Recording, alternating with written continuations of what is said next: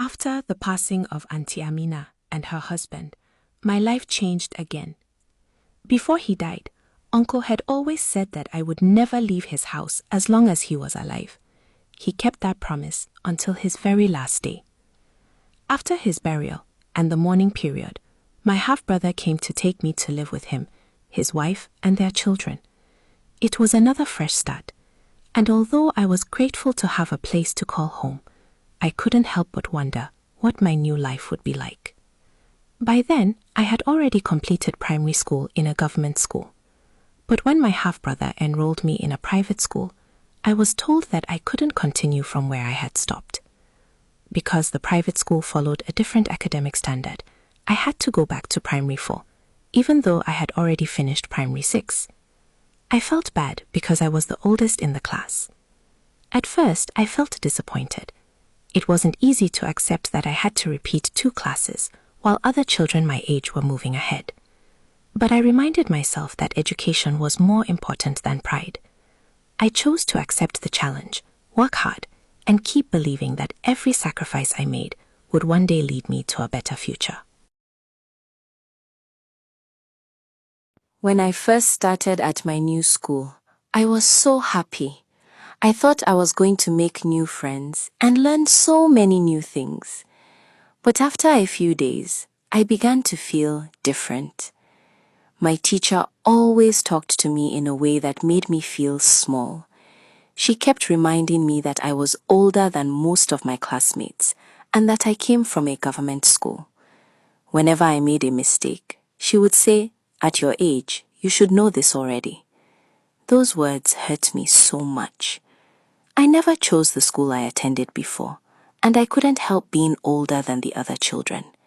I was trying my best, but it felt like nothing I did was ever good enough.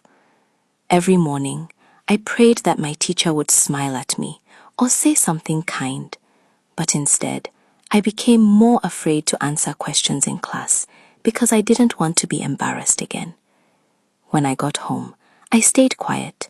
I didn't even tell my family how I really felt because I didn't want them to worry. Deep inside, I kept asking myself, will my teacher ever see me for who I am instead of where I came from? I still haven't given up. I believe that one day my hard work will speak louder than anyone's words. Oh Allah, help me. When I pushed open the front door that afternoon, the smell of frying oil and old soup rushed out to meet me. The floor was still damp from being washed, and the sound of plates clinking in the kitchen made me slow my steps. I tightened my grip on my school bag, lowered my head, and walked in quietly, hoping no one would notice how tired and shaken I felt. I quietly walked into the house and greeted my brother's wife. "Good afternoon, Mummy." I called her Mummy and my brother Daddy because they had children older than me. She looked at me and frowned. "So you are just coming? Go and remove this uniform and join me in this kitchen job." She always made mocking comments at me, and she and her eldest son would laugh at me together. I wanted to tell her how my teacher had embarrassed me in front of the whole class, but the words refused to come out. Looking at her face, I knew she wouldn't listen. As I washed the dishes, tears rolled down my cheeks. I wiped them away before anyone could see. I kept asking myself, why is everyone so harsh to me? What have I done wrong? School was no longer a place where I felt safe. Home was no longer a place where I found comfort.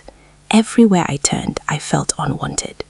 Even though I was just a little girl, it felt like I was carrying the weight of the whole world on my shoulders.